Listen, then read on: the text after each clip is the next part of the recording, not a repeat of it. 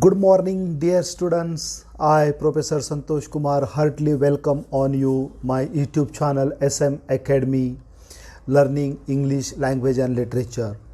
Dear students, we are learning 20th century modern English literature. Under it, we learn various poetry by T.S.Eliot, W.B. Yeats. And now it's a time to learn the another poem by T.S.Eliot, The Journey of the Magi. In previous lecture, we learned the poem Morning at the Window by T.S.Eliot.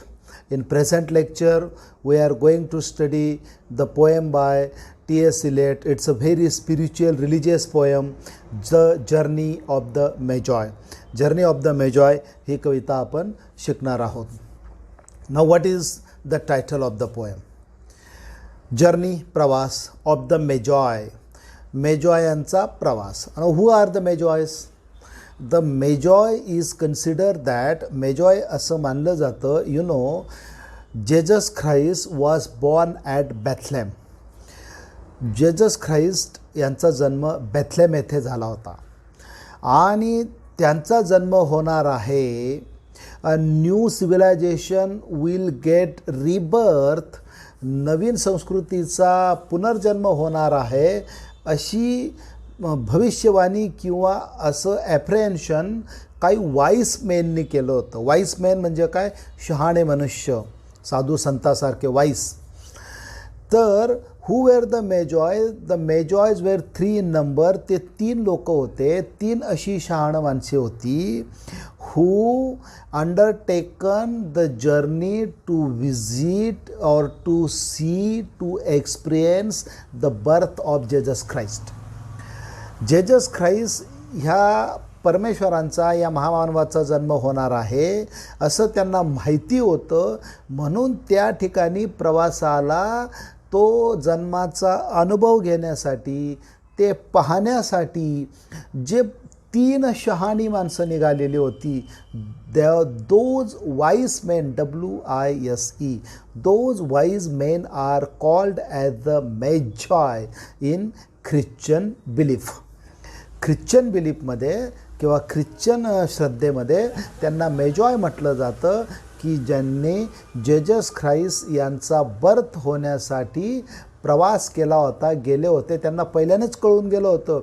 They came to know with priorly that Jesus Christ, God Jesus is going to take a birth at Bethlehem. Okay, तर मग त्यांनी तो प्रवास सुरू केला. आता ते प्रवासाला निघाले म्हणजे काय? It was a spiritual journey, it was a religious journey. तो एक आध्यात्मिक प्रवास होता.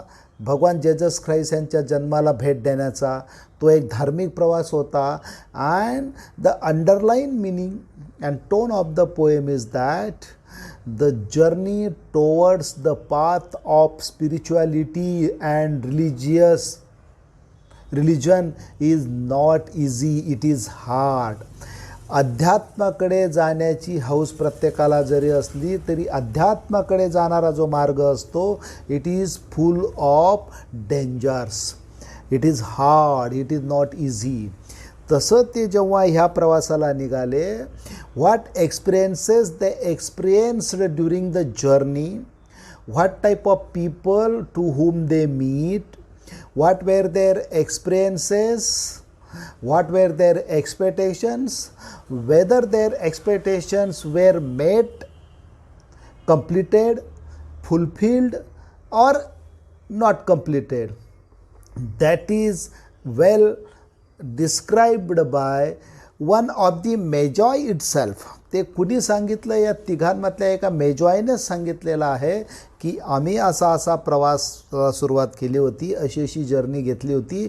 That journey was merely main with the purely meant for the religious intention, pure intention to see birth of Jesus Christ. And here the birth of Jesus Christ means not an ordinary event of seeing the birth of a boy. एका मुलाचा जन्म पाहणं नाही. It is a rebirth of civilisation. मानवी संस्कृतीचा नवीन पुनर्जन्म म्हणून symbolically Jesus Christ यांच्या जन्माकडे पाहिलं जातं आणि ते अनुभवण्यासाठी निघालेल्या मेजॉय लोकांचा अनुभव is a poem the journey of the Magi. आणि therefore the underlying tone and meaning of the poem is that the journey on the path of religion spirituality is very hard. It needs patience. त्याला संयमाची गरज असते. It needs courage. त्याला धैर्याची गरज असते. आणि ते धैर्य त्यांना कसं दिसलं? Because on the road, on the path of spirituality or religion, there are so many obstacles, so many problems, worries. Wrong people are already there, who are against the good. Bad people are there. आणि मग त्यांचा कसा अनुभव आला, that is portrayed in this poem. Okay, now just see, dear students. A cold coming we had it. So when they started journey when there was a cold coming. हिवाळा येणारच होता, त्याच्या अगोदरच त्यांनी जर्नीला सुरुवात केली. How was the time? Worst time of the year. त्या वर्षातला जेव्हा त्यांनी जर्नीला सुरुवात केली, it was a worst time of the year. अत्यंत विदारक आणि वाईट काळ होता तो, जेव्हा त्यांनी जर्नीला सुरुवात केली. For a journey. केव्हा? जेव्हा त्यांनी जर्नीला सुरू केली. आणि कोणती journey? Such a long journey. It was not a short journey. To go the Bethlehem, the birth place of Jesus Christ, it was a very long journey. How were the ways? रस्ते कसे होते? Deep, अत्यंत खोल, ओबड धोबड, इकडनं तिकडनं. And weather was adverse, sharp म्हणजे इथं शार्प नाही, तीक्ष्ण नाही, तर कोल्ड, ॲडवर्स. वातावरण अत्यंत ॲडवर्स, खराब वातावरण, रस्ते चांगले नाहीत, परिस्थिती चांगली नाही. अशा परिस्थितीमध्ये त्यांनी प्रवासाला सुरुवात केली. The very dead of winter. And how was the winter? Very cold, below the zero temperature. It is compared as the dead of winter. They have undertaken a journey on camels. त्यांनी, याच्यावर objective प्रश्न येऊ शकतात तुम्हाला, त्याच्या अँगलने तुम्ही तयारी करा. They undertaken the journey on camels. त्यांनी कॅमल्सवर जर्नीला सुरुवात केली. अँड द कॅमल्स गॅल्ड म्हणजे थकून जाणे, गोळा होऊन जाणे, बसून जाणे. सोर फुटेड, पाय त्यांचे सुजून गेले होते. एवढी लॉंग जर्नी आणि वेळी कठीण रस्त्यावरची जर्नी होती ती. रिफ्रॅक्टरी, पूर्णपणे दमून थकून गेलेले होते. आता रिफ्रॅक्टरी म्हणजे खरं म्हणजे काय? उपचारांना दाद न देणारा, दुराग्रही असा अर्थ होतो. They were tired, they were गॅल्ड, पूर्णपणे थकून गेले होते, दमून गेले होते. तर कॅमलची अशी परिस्थिती होती, तर यांची कशी असेल? And lying down in the melting snow. आणि ते थकून ते जे उंट आहेत ते थकले आणि ते लोळले. लाईंग डाऊन म्हणजे लोळले इन अ मेल्टिंग स्नो. बाजूला बर्फ वितळत होता, त्याच्यातच ते उंटसुद्धा थकून गेले. म्हणजे जिथं उंट थकून गेले अशा कठीण प्रवासाला मेजॉयने सुरुवात केली. There were times we regretted, and when Magi's came to across this situation, जेव्हा त्यांना ही परिस्थिती लक्षात आली, they regretted, त्यांना खेद वाटला, अरे यार कुठूनही प्रवासाला सुरुवात केली, नाही केलं तरी चांगलं राहिलं असतं.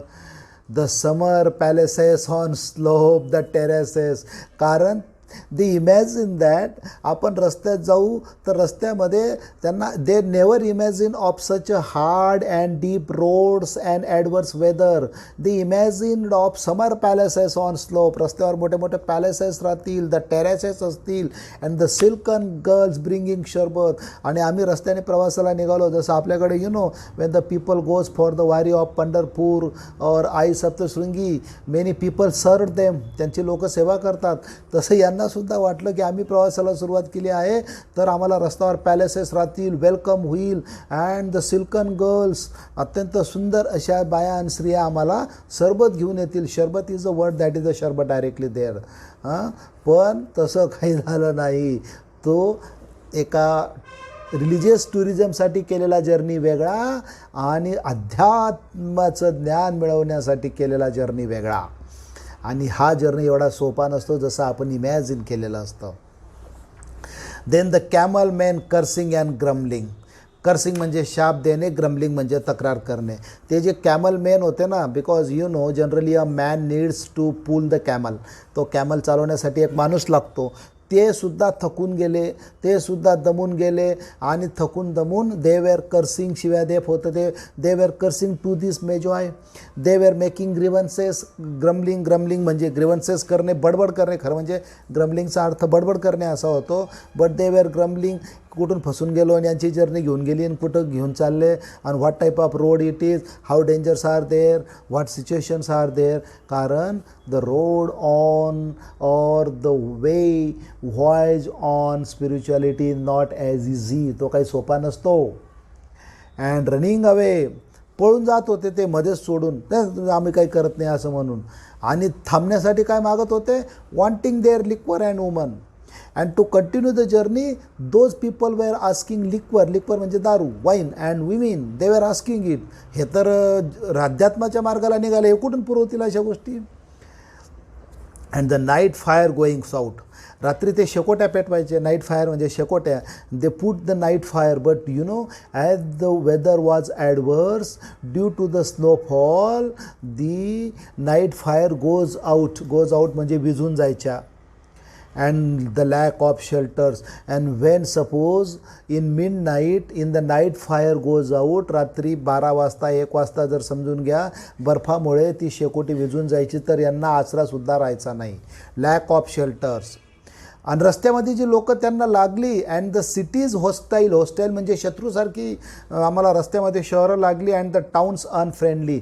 द पीपल, आता इथं cities and town suggest crowd. It symbolically suggests people. The people and the crowd, they met on the way of spirituality, on the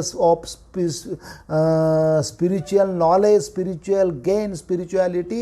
It was hostile. म्हणजे अध्यात्माच्या मार्गावर जाताना आपल्याला तर त्रास होतोच, पण रस्त्यावर जे लोक मिळतात, ट्रान्सफॉर्मेशनच्या रस्त्यावर जे लोक मिळतात, ते सुद्धा अनफ्रेंडली असतात. And the villages dirty. The villages were very dirty on the road, and if they get some shelter on the road, जर त्यांना प्रवासामध्ये जर्नीमध्ये एखादा शेल्टर मिळाला, the people were charging high prices. And charging high prices. लोक त्यांच्याकडनं जास्तीचे पैसे मागायचे. It mean that's the magis are putting their own experiences how along with weather. Weather तर होतंच कठीण. The roads are danger. The people whom we met on, the human we met on the journey are also very hostile and behave like an enemy. A hard time we had of it. The Magi says it was a very hard time. कठीण काळ होता बाबांनो तो. आणि म्हणून at the end शेवटी त्यांनी ठरवलं, we prefer to travel all night. Instead of taking shelter at night, they prefer to travel in all night. Why? Because they can complete their journey in early way. लवकरात लवकर ती journey complete व्हावी म्हणून त्यांनी दिवस रात्र journey continue करायचा निर्णय घेतला. Sleeping in स्नॅचेस. स्नॅचेस म्हणजे कुठंतरी कान्याकोपऱ्यामध्ये झोपून राहायचे, कसा तरी आसरा घ्यायचे, continue with the voices singing in our ears. आणि त्यांच्या मनामध्ये आता voice what was the voice is what the inner voice. त्यांचा अंतर्मनातला आवाज त्यांच्या कानामध्ये आवाज देत होता, saying that this was all folly. Folly म्हणजे चूक, मिस्टेक.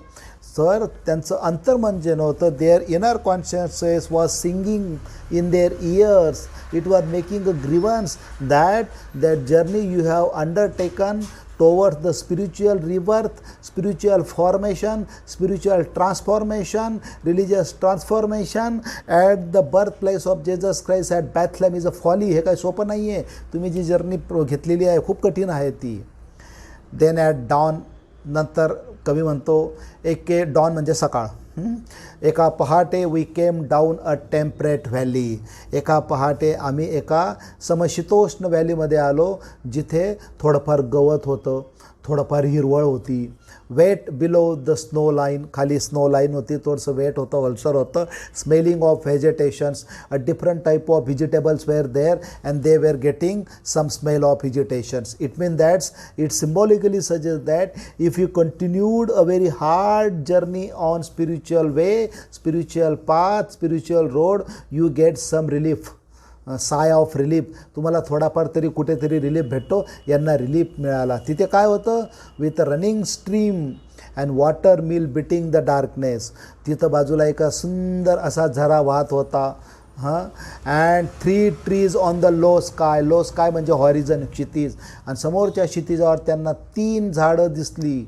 आणि काय दिसलं अजून, and old white horse, gallop म्हणजे उधळणे, away in the meadow, meadow म्हणजे कुरण. बाजूच्या कुरणामध्ये एक व्हाईट हॉर्स उधळत होता. Now that white horse symbolises the goal, it symbolises God, it symbolises angel. त्यांना दिसत होतं की लवकरच आपण आपल्या जर्नीला पोचू. मग ते कुठं आले, then we came to a tavern. Tavern म्हणजे काय, मधुशाळा किंवा एक hotel. With wine leaves over the lintel, lintel level असते ना घराला 6 फुटाची, तिथपर्यंत अशी वाईन म्हणजे काय, एखादा वेला आलेले, वेलांची पानं तिथपर्यंत आलेल्या अशा एका मधुशाळेवर ते पोचले. त्यांना वाटलं the people will help him, पण all the people were very unfriendly them. 6 hands at an open door. 6 hands म्हणजे 3 लोक होते, open door, dicing for pieces of silver. ते तिथं डाईस म्हणजे एक गेम असतो, दूत, जसं महाभारतामध्ये खेळला गेला तसा. There people were playing the dice game, दूत गेम खेळत होते. And they were completely drunked people, feel kicking the empty wine skin. ते एम्प्टी वाईन ज्या होत्या बॉटल केलेल्या त्यांना किक करत होते. They were completely under frenzy, ते पूर्णपणे नशेमध्ये होते. यांना असं वाटलं भेटला तर भेटला थोडा सहारा, पण असा भेटला. But there was no information and so we continued. When these magi ask, अरे बेथलेम किती लांब आहे, आम्ही पोचू का नाही तिथे. They have no information. म्हणजे लोकांना काही धर्म, देव याची काही पडलेली राहत नाही. हे ज्या लाईन्स आहेत, this suggest that people are busy in their own luxurious life. त्यांच्या चैनेच्या आयुष्यामध्ये मग्न असतात. They don't have any knowledge, interest in spiritual birth, rebirth, transformation, renaissance. And so we continued. यांनी त्यांना सोडून दिलं, आपली जर्नी कंटिन्यूड केली. And arrived at evening. आणि एके दिवशी संध्याकाळी ते आले. Not a moment too soon, लगेच नाही आले, खूप चालून आल्यावर. Finding the place, it was, you might से, तुम्ही म्हणू शकतात, म्हणजे दे आर नॉट शुअर, सॅटिस्फॅक्टरी. अशा जागेवर तिथं आले जिथे त्यांनी, ज्या कामासाठी त्यांनी जर्नी सुरू केलेली होती, अशा जागेवर ते आले.